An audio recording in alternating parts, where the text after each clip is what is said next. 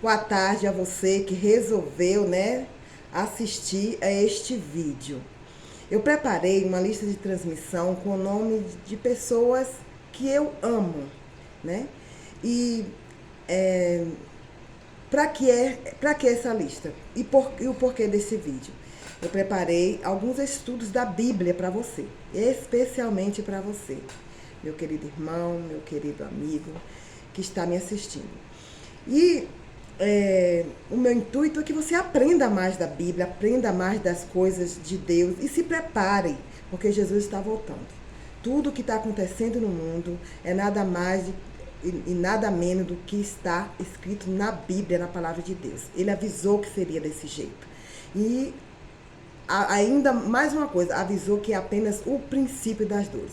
Então, assim como a gente tem que se preparar para uma faculdade, se preparar para um casamento, se preparar para um teste, para uma prova, qualquer outro tipo de coisa, a gente também tem que se preparar para a volta de Jesus. Porque só irão com eles aqueles que realmente estiverem preparados. Aqueles que aqui, na terra, fizeram a sua vontade. E qual é a vontade de Deus para a sua vida? O que é que Deus quer de você? O que é que Deus espera? O que é que Deus pede a você, para você fazer? Você sabe? Se você não sabe, você vai ficar a aprender nesses estudos que eu vou estar aqui repassando a cada dia para você. Eu ainda não decidi se vou mandar um estudo por dia, se um por semana, mas a gente vai vendo aí conforme as coisas forem acontecendo. Então, o que eu quero dizer para você é o seguinte: quer você esteja preparado ou não, quer você resolva assistir esse vídeo ou não, Jesus vai voltar. Mas eu te peço uma coisa, assista até o fim, nem que depois você apague, que não dê crédito, né?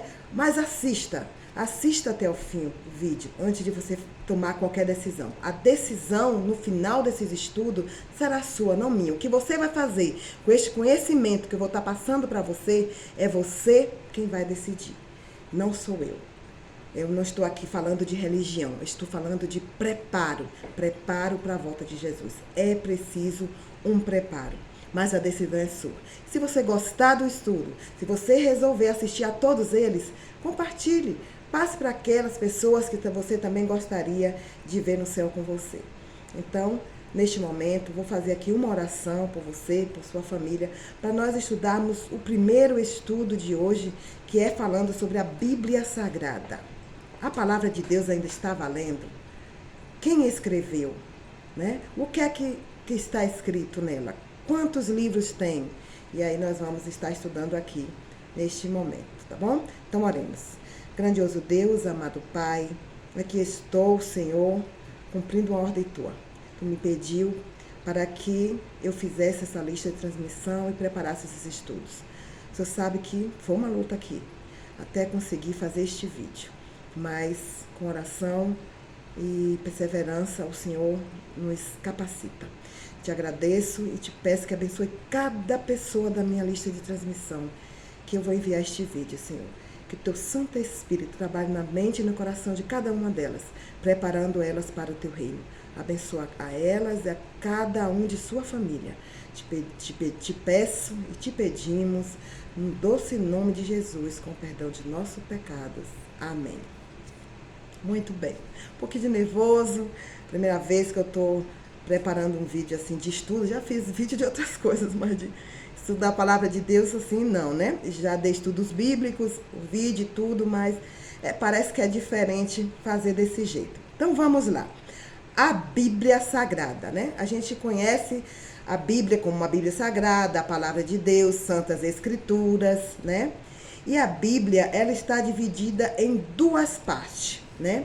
O Novo Testamento e o Antigo Testamento. O Novo Testamento, ele começa, né? O Antigo Testamento começa em Gênesis, né? Começa aqui em Gênesis e vai até Malaquias. Já o Novo Testamento começa em Mateus e vai até o Apocalipse. Tá aqui o Novo Testamento, e começa em Mateus e vai até Apocalipse. A Bíblia, ela está dividida em duas partes, né? Antigo e Novo Testamento. Foi escrita por cerca de 40 autores, né? Pessoas simples escreveram a Bíblia e pessoas cultas também escreveram a Bíblia, como boiadeiro, como pescador, como médico. Ela possui 66 livros, 27 no Novo Testamento, 39 no Antigo Testamento. E é um livro especial. E segundo a própria Bíblia, é um livro que vai durar até a volta de nosso Senhor e Salvador Jesus Cristo. E a primeira pergunta de hoje é: como Jesus considerava a Bíblia? Como Jesus considerava a Bíblia? Vamos para João, capítulo 17, o verso 17. Você pega a sua Bíblia e pode estar me acompanhando. Novo Testamento diz assim: santifica-os na verdade, a tua palavra é a verdade. A palavra de Deus é a verdade. Ou seja, Jesus considerava a Bíblia como a verdade. Então, toda ela, de Gênesis a Apocalipse, é a verdade. As pessoas têm o costume de dizer que agora só está valendo o Novo Testamento.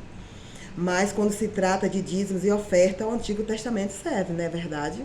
Usam lá Malaquias 3:10 para falar dos dízimos e das ofertas.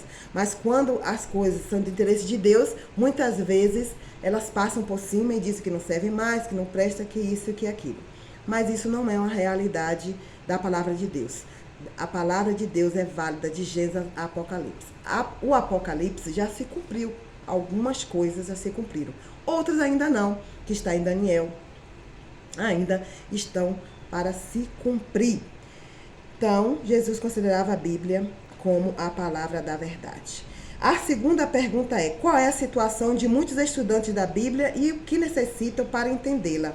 Lá em Atos, capítulo 8, e o verso 26 a 31, diz assim. Atos, capítulo 8, 26 a 31.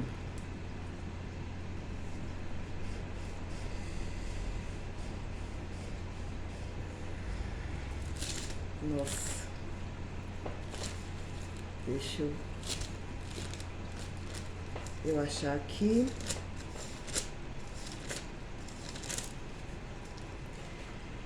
Diz assim: um anjo do Senhor falou a Felipe dizendo: dispõe-te e vai para o lado do sul, no caminho que desce de Jerusalém a Gaza. Este se acha deserto. Ele se levantou e foi. Eis que um etíope, eunuco, alto oficial de Candace, rainha dos etíopes, o qual era superintendente de todo o seu tesouro, que viera adorar em Jerusalém, estava de volta e, assentado no seu carro, vinha lendo o profeta Isaías.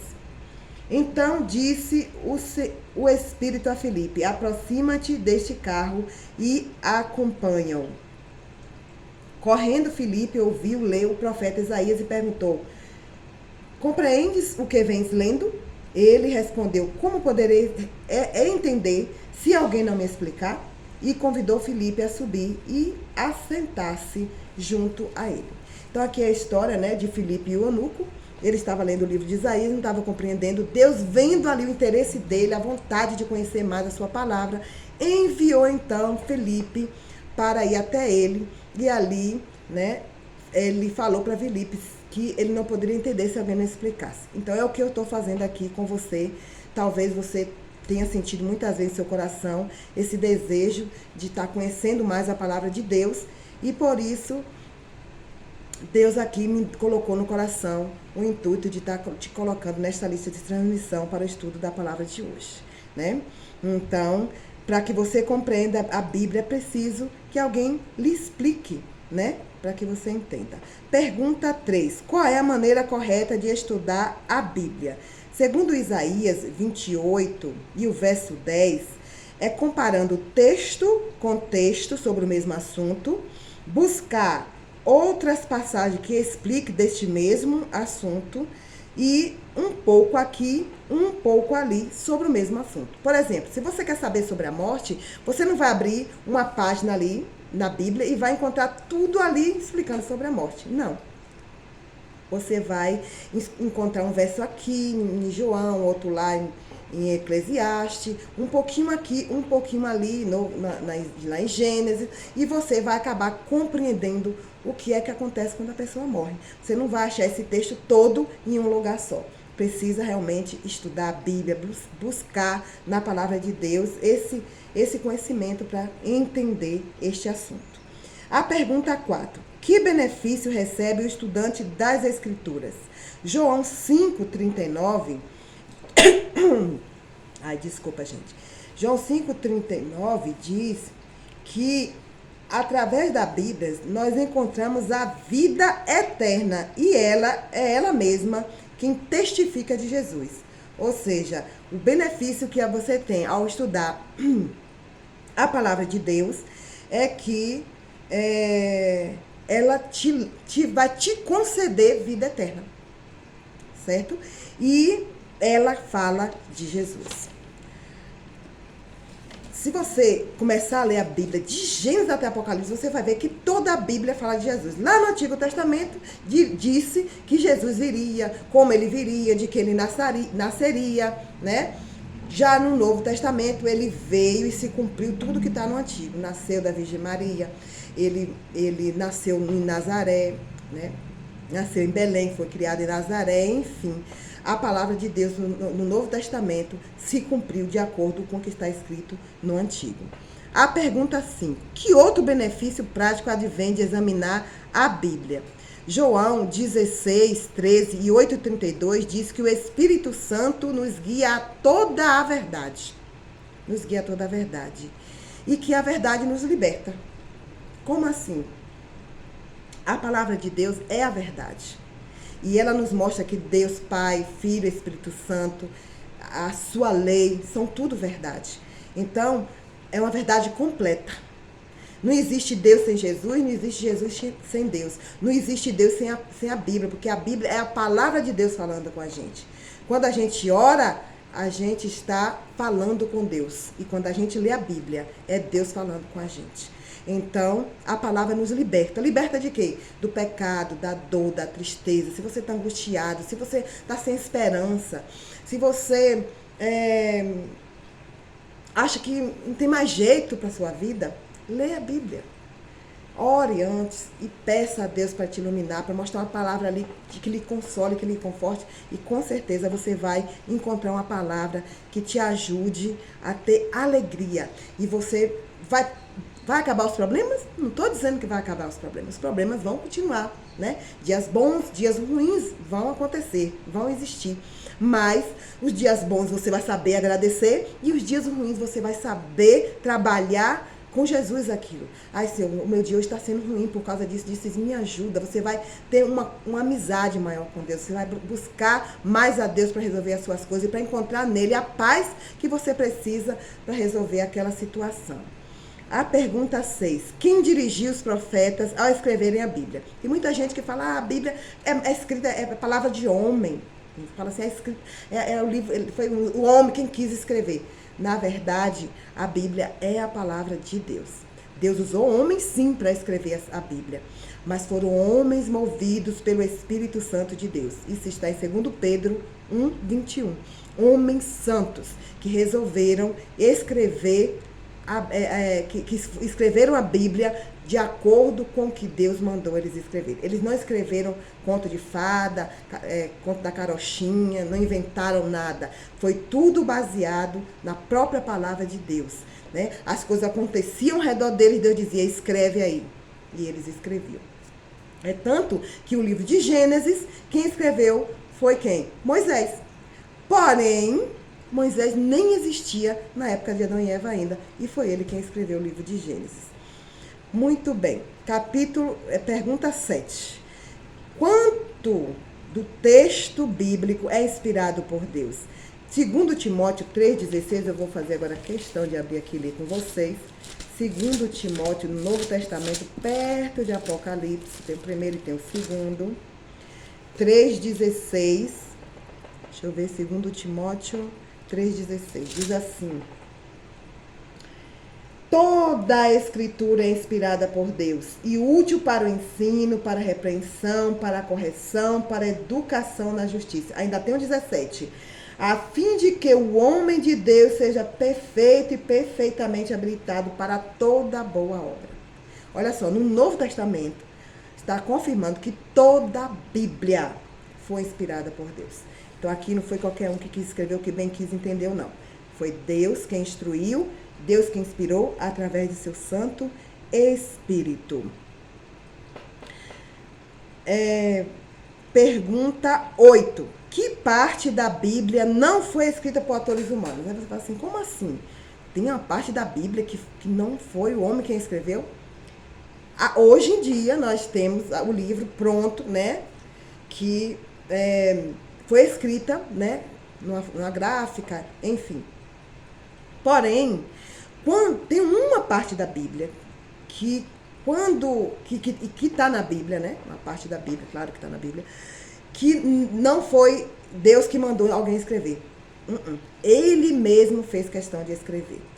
Onde é que está isso? Êxodo 31, vamos ler aqui, Antigo Testamento, Êxodo 31, e o verso 18 diz assim: e tendo acabado de falar com ele no monte, a gente vai ver na instante quem foi Moisés, no monte Sinai, deu a Moisés, aí está ele, as 2 tábuas do testemunho, tábuas de pedra, escritas pelo dedo de Deus. No estudo mais adiante, a gente vai voltar a esse verso novamente, e a gente vai ver que Moisés quebrou essas tábuas, e Deus, pela segunda vez, fez questão dele mesmo escrever. Por que Deus fez isso? Por que Deus não deixou Moisés escrever os 10 mandamentos? Porque essas 2 tábuas aqui de pedra se referem aos 10 mandamentos, as tábuas do testemunho, são os 10 mandamentos. Por que Deus não confiou a Moisés escrever? Você sabe que uma vírgula, né? Você escrever uma frase e colocar uma vírgula fora do lugar, a frase se torna um sentido totalmente diferente, dependendo do lugar que você colocar a vírgula. Então, Deus não queria que nenhuma vírgula ficasse fora do lugar com relação aos 10 mandamentos. Imagina que ele teve todo esse cuidado. E hoje as pessoas já fizeram o que fizeram com os mandamentos de Deus. Imagina se Deus tivesse mandado o próprio Moisés escrever. Por quê? As outras leis foi Moisés que escreveu, mas os 10 mandamentos não. Deus fez questão dele mesmo escrever em tábuas de pedra, que simbolizam a eternidade, com seu próprio dedo. Mas no estudo mais adiante, você vai entender um pouco mais sobre esse tema. A pergunta 9. Está alguém autorizado a alterar a Bíblia? Malaquias 3,16 diz que não, né? E Apocalipse, vamos ver aí, o último livro da Bíblia, no último capítulo, já nos últimos versículos, 22, 18 e 19, diz assim: eu, disse Deus, a todo aquele que ouve as palavras da profecia deste livro, testifico. Se alguém lhes fizer algum acréscimo, Deus lhe acrescentará os flagelos escritos neste livro. E se alguém tirar qualquer coisa das palavras do livro desta profecia, Deus tirará a sua parte da árvore da vida, da cidade santa e das coisas que se acham escritas nesses livros. A palavra de Deus está bem clara, dizendo aqui, não deve-se nem aumentar e nem tirar. Quem acrescenta vai receber os flagelos, as pragas que estão escritas aqui. Então, Deus não autorizou ninguém a fazer isso, mas fizeram isso? Fizeram. Tanto aumentaram 7 livros a mais na Bíblia, como tiraram alguns versos da Bíblia. E alguns outros ainda tiveram a ousadia de dar interpretação à Bíblia. Mas Deus anunciou, Deus avisou. Vocês receberão as consequências de seus atos. Tudo nessa vida tem consequência, né? Se é bom, se é ruim, tudo tem consequência. Então, ninguém foi autorizado a fazer isso. A pergunta 10 e última pergunta: como são chamados praticantes dos ensinos bíblicos? João 13, 17, Tiago 1, 22 diz assim: bem-aventurado se praticardes os ensinos da Bíblia. Bem-aventurado quer dizer o quê? Feliz. Feliz aquele que pratica. E ainda tem outra parte assim: feliz aquele que ouve e que guardam o que aqui está escrito, né? Então, feliz é aquele que ouve e que guarda. Não adianta você ouvir entrar por aqui, sair por cá. Quando você ouve a palavra de Deus, quando você estuda a palavra de Deus, você tem que tomar uma atitude na sua vida. Você tem que procurar fazer o que está escrito nela e não o que A ou B diz para você fazer. Tá bom? Então, este foi o estudo de hoje. Vou recapitular aqui. Se alguém tiver alguma dúvida, se alguém não quiser receber mais esse estudo, me chame no privado e fale, olha, eu não quero mais esses estudos. Pode deixar que eu vou tirar você da lista de transmissão com a dor no coração, com muita tristeza, mas eu vou fazer o que você quer, porque você é livre para fazer o que você quer, para escolher qual caminho você quer seguir, que vontade você quer fazer, certo? Recapitulando, diz assim: para Jesus, a palavra de Deus é a fonte da verdade. Muitos estudam e não a entendem. A forma correta de estudar a Bíblia é um pouco aqui, um pouco ali, sobre o mesmo assunto ou tema. Toda a Bíblia é inspirada por Deus. Não podemos tirar nem acrescentar nada às Escrituras. E este é o seu compromisso de fé. Você aceita toda a Bíblia como regra de fé para a sua vida? Quer dedicar tempo a cada dia para estudar a Bíblia? Gostaria de fazer o possível para colocar em prática seus ensinos em sua vida? Se for desse jeito, faça uma oração, entregue a sua vida para Deus, fale com Ele que esse é seu desejo e sua oração, tá bom? Um abraço, fique com Deus, vamos orar. Obrigada, Senhor, porque a Tua palavra é fiel e verdadeira. Obrigada porque o Senhor é bom e a sua misericórdia dura para sempre. E nós somos livres para escolher de que lado queremos ficar. Abençoa cada um nessa lista de transmissão. Em nome, pelo amor de Jesus. Amém. Até a próxima.